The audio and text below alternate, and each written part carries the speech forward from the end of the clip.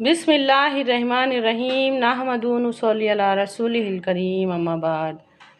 ہمارے نبی صلی اللہ علیہ وسلم کا ارشاد ہے، اللہ تعالیٰ نے مجھ کو جس علم اور ہدایت کے ساتھ بھیجا ہے اس کی مثال ایسی ہے جیسے زمین کا ایک حصہ ہے جو پانی کو اپنے اندر جذب کرتا ہے، اور پھر اس کے بعد وہ زمین ہم کو طرح طرح کا فائدہ پہنچاتی ہے۔ اس میں سے اناج اور کئی بے شمار فائدے کی چیزیں نکلتی ہیں۔ اللہ تعالیٰ نے مجھ کو جس علم اور ہدایت کے ساتھ بھیجا ہے اس کی مثال فائدہ پہنچانے والی زمین کی طرح ہے، نہ کہ اس زمین کے جیسا جو بنجر ہے، نہ تو وہ پانی کو اپنے اندر جذب کرتی ہے اور نہ ہی وہ کسی کو فائدہ پہنچاتی ہے۔ یہ کس کا ارشاد ہے؟ ہمارے نبی صلی اللہ علیہ وسلم کا۔ یہ علم سے ہماری دوری نہیں ہے تو اور کیا ہے؟ علم سے ہماری دوری نہیں ہے تو کیا ہے کہ آج تک ہم زبانی جہاد تک بھی نہیں پہنچ پائے، زبانی جہاد تک بھی نہیں پہنچ پائے۔ ہاتھ سے جہاد تک تو نہیں پہنچے، لیکن زبان سے جہاد فرض ہے یہاں تک بھی نہیں پہنچے۔ سوچ کے دیکھو، جہاد کا مطلب ہے جد و جہد، کوشش کرنا، جد و جہد کرنا۔ اگر ہم لکھ کے دین پہنچا رہے تو یہ ہمارے ہاتھ کا جہاد ہوگا۔ اگر ہم ہماری ہاتھوں کے حرکت سے کچھ دین کا کام کر رہے تو یہ ہمارے ہاتھ کا جہاد ہے۔ اگر ہم زبان سے دین کا کام کر رہے، زبان سے پھیلا رہے، تو یہ زبانی جہاد ہوگا۔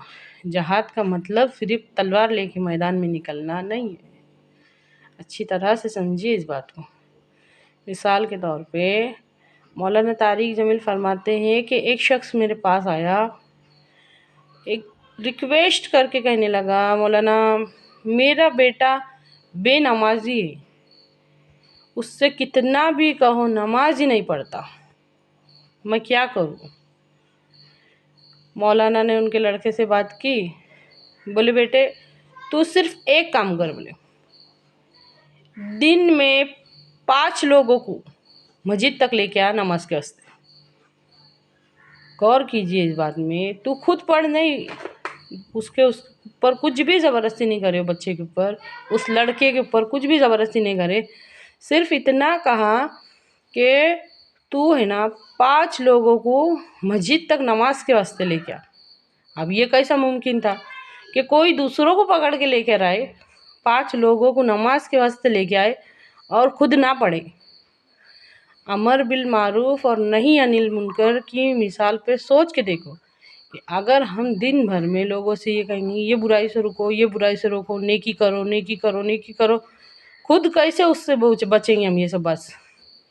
تو دعوت کا یہ اثر رہتا ہے زندگی پہ، دعوت کا یہ اثر ہوتا ہے۔ دعوت کا سلسلہ ختم ہو جائے گا نا تو ہمارے اندر سے اچھے برے کو کھینچنے والی تمیز ختم ہو جائیں گی۔ سوچ کے دیکھو، اگر ہم 5 لوگوں کو مسجد تک پکڑ کے لے کے جائیں گے، سمجھو مردوں میں سے، یا ہم عورتوں میں سے بھی کوئی 5 عورتوں کو دن بھر میں نماز کے لیے چلو، نماز کے لیے چلو، نماز پڑھو، تو ہم خود ہو سکتا ہے کہ ہم نہیں پڑھیں گے، ہمارے بھی تو اندر سے آواز آئیں گی نا کہ پہلے خود تو پڑھو پھر دوسروں کو بلاؤ۔ تو امر بالمعروف کا اور نہی عن المنکر کا بھی ویسے ہی ہے۔ اگر ہم کسی بھی نیکی کے بارے میں لوگوں سے کہیں گے کہ نا یہ نیکی تم کرو، تو خود ہمارا ضمیر ہم کو آواز لگائے کہ پہلے خود کرو۔ تو یہ ہمارے علم کی کمی ہی ہے جو ہم کو آج تک یہ بات تک نہیں پہنچے۔ ہم اچھی طرح سے سمجھیے اس بات کو۔ اے اللہ کہنے سننے سے زیادہ عمل کی توفیق دے، آمین۔